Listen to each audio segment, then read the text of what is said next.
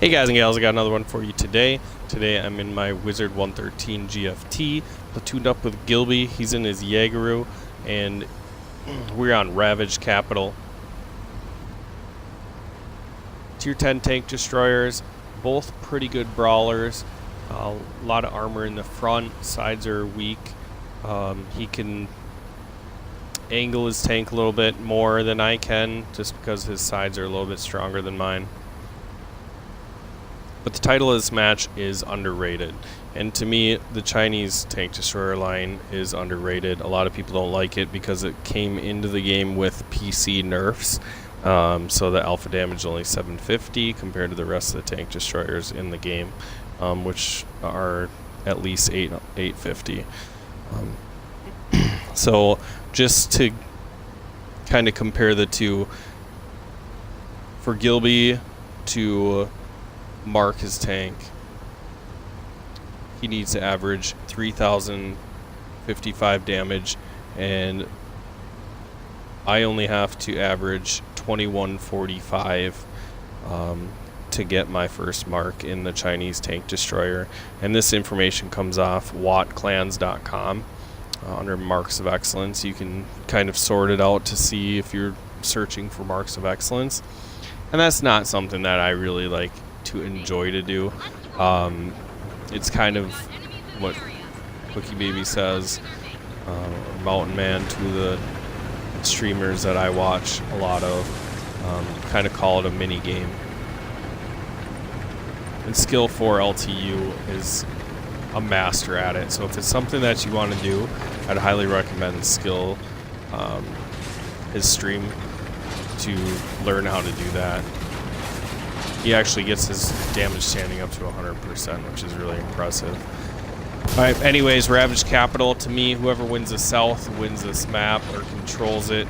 You have to pay attention to what they send in the north compared to what you send, because that means that you need to get back to your cap. This cap can get capped pretty quickly. It kind of lulls you to sleep, just thinking that you're not that far away, but there's actually like a lot of corners to get around to make sure that you can reset in time.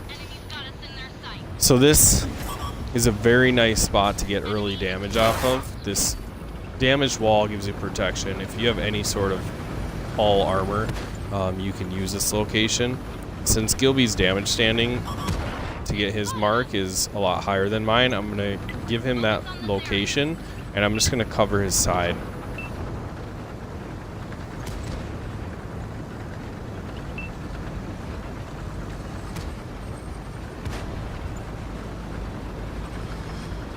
Now I notice they have a ton of tanks up in the north, so I tell Gilby that we gotta up the pace here. Miss that T10. IS-7 takes advantage and tries to get a shot out along with the T10 and the 257, and I bounce all three shells. So now I'm gonna come around this corner and I'm gonna trade with the IS-7. He does 479 to me, I do 693 to him.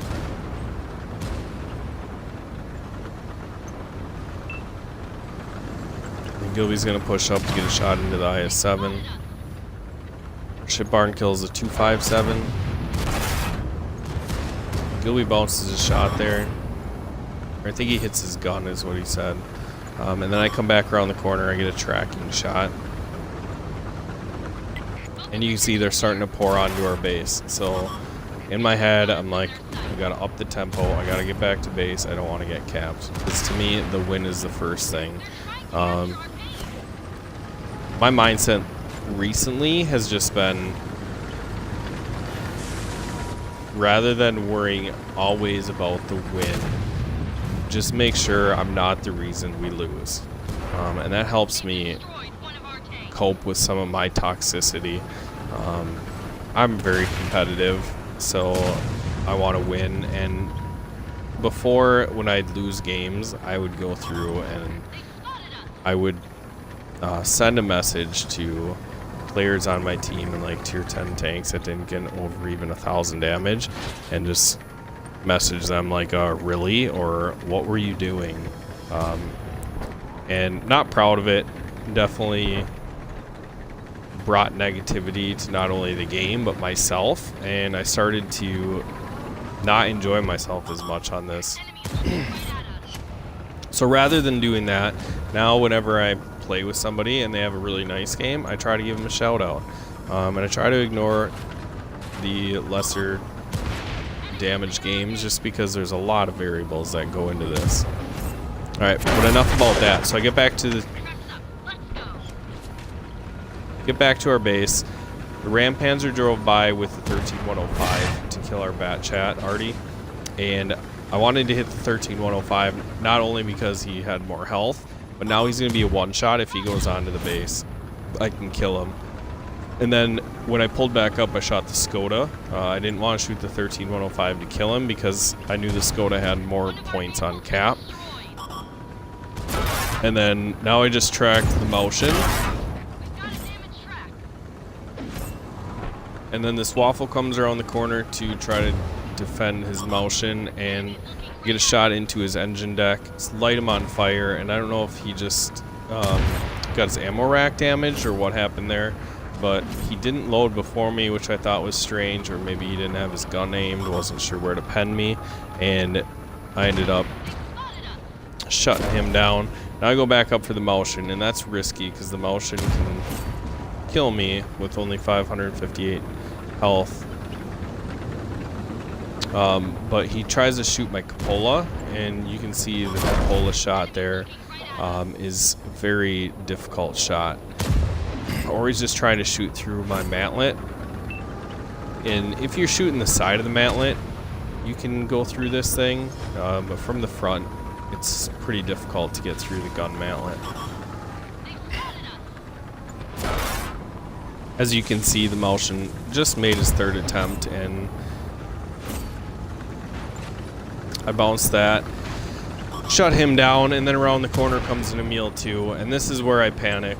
Not to mention, I'm already like thinking I'm gonna hit my, I have the potential to hit my record here, and I fluff my shot.